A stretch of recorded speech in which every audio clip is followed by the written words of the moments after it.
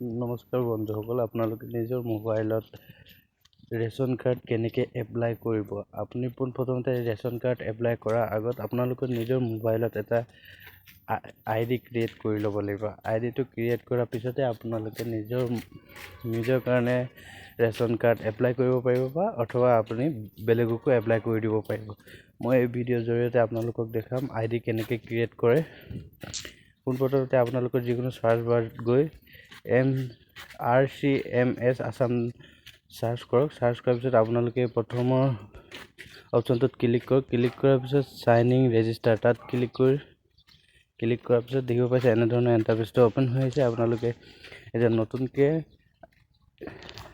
ID user name লাগিব, সেইটো কাৰণে আপোনালোকে স্ক্ৰল ডাউনৰ তললৈ নিউ ইউজাৰ ৰেজিষ্ট্ৰেশ্যন আপোনালোকে তাত ক্লিক কৰিব।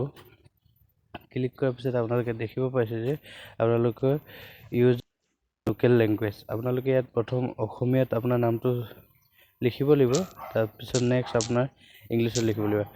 এনেকৈ আপোনাৰ ফাদাৰ্ছ নেম মাদাৰ্ছ নেম চব আপোনালোকে অসমীয়াতো লিখিব লাগিব, ইংলিছতো লিখিব লাগিব। এনেকৈ লিখাৰ পিছত আপোনালোকে এনেকৈ এইবিলাক বহুৱাই ল'ব। নেচাৰেল ইণ্ডিয়া বহুৱাই ল'ব। আপোনালোকৰ ফোন নম্বৰ দিব, ইমেইল দিব। মই ইয়াত ফিল কৰি দি আছোঁ।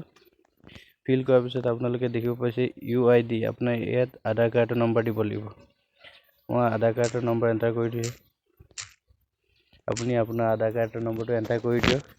এণ্টাৰ কৰাৰ পিছত আপোনালোকৰ ইয়াত আপোনালোকৰ ফটো দিব লাগিব, ফটো আপলোড কৰিব লাগিব আৰু আপোনালোকৰ আধাৰ কাৰ্ডটো আপলোড কৰিব লাগিব। আৰু আপোনালোকে দেখিব পাইছে লগইন ID আপোনালোকে এনেধৰণৰ এটা ID বনাই মাৰি আপোনালোকে ইয়াত চেকত ক্লিক কৰিব পাৰে। যদি আপোনালোকৰ IDটো হৈছে তেনেহ'লে আপোনালোকৰ এনেকৈ এইট ভেলিড দেখাব।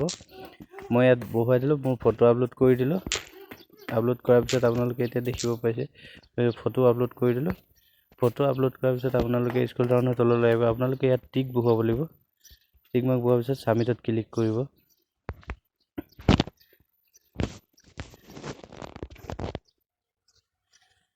ছাবমিটত ক্লিক কৰাৰ পিছত আপোনালোকে দেখিব পাইছে এণ্টাৰ ইউৰ OTP।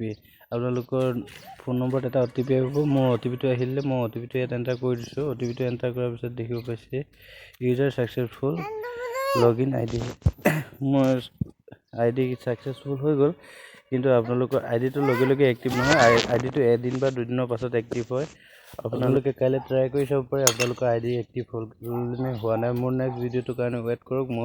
মোৰো IDটো এক্টিভ হ'ব। আপোনালোকক মোৰ নেক্সট ভিডিঅ'ৰ জৰিয়তে দেখুৱাম ৰেচন কাৰ্ড অনলাইন এপ্লাই কেনেকৈ কৰিব। ধন্যবাদ।